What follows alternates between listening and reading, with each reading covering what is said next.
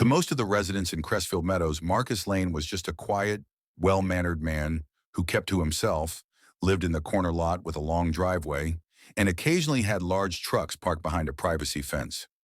What they didn't know, what they couldn't know, was that Marcus Lane was a federal agent. Officially, he worked under the Department of Homeland Security in a division that specialized in logistics interdiction, monitoring and disrupting the flow of illicit goods across interstate highways and ports. Off the record, Marcus led a task force embedded within the commercial trucking sector to investigate smuggling operations that use long-haul routes to move contraband. To blend in, Marcus and two other agents had formed a cover business, Redline Transport LLC, a real DOT-certified logistics company with two semi-trucks, both stored at his property per a special local permit he obtained under federal guidelines. The trucks weren't just props. They were operational and equipped with discrete surveillance technology. For over a year, everything went smoothly. The trucks would roll out quietly before sunrise, return mid-afternoon. No idling engines, no beeping backups, no signs, no logos. The drivers were vetted, the schedule tight, the mission secure. Then came the letter. Mr. Lane, it has been brought to our attention that you are operating commercial vehicles from your residence. This is in violation of HOA Policy 6.2a, which prohibits heavy-duty vehicles or equipment from being housed on residential lots. You are hereby issued a fine of $200, effective immediately, and instructed to remove all such vehicles within 72 hours. Marcus folded the letter carefully. He wasn't angry. Yet. The HOA had no idea what they were touching. Still, he followed protocol.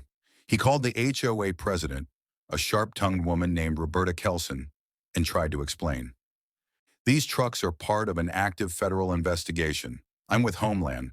I have federal clearance and permits that supersede HOA restrictions under the Interstate Transportation Act. But Roberta cut him off. Sir, we don't make exceptions for made-up stories. Either move the trucks or face a lien on your home. Are you aware, Marcus replied coolly, that threatening interference with a federal operation can carry legal consequences? Her tone didn't waver. You're not above community rules, federal or not. He let that sit. The next morning, Marcus contacted the agency's legal office. Within 24 hours, the HOA received a certified letter from DHS counsel. Federal immunity clause. Preemption of local ordinances. Immediate cease and desist demand for fines or interference. Then Marcus made a calculated move. He called a closed-door meeting at the Crestfield Community Center. Not mandatory, just an invitation. A dozen residents came, curious about the truck guy. Marcus stood at the front in a dark blue field jacket, laid out his credentials, and carefully explained that those trucks were not commercial, they were federal assets. I don't run a trucking company, he said. I run a mission, one that stops human trafficking, narcotics movement, and weapons trade. These trucks are tools just like a badge or a radio. You could hear a pin drop. One man raised his hand. Why didn't you just tell us? I couldn't, Marcus replied. Now I can, because your HOA nearly compromised a federal case. That same night, Roberta sent out a notice walking back the fines, claiming it was a misunderstanding. But it was too late. Other residents had seen the bigger picture.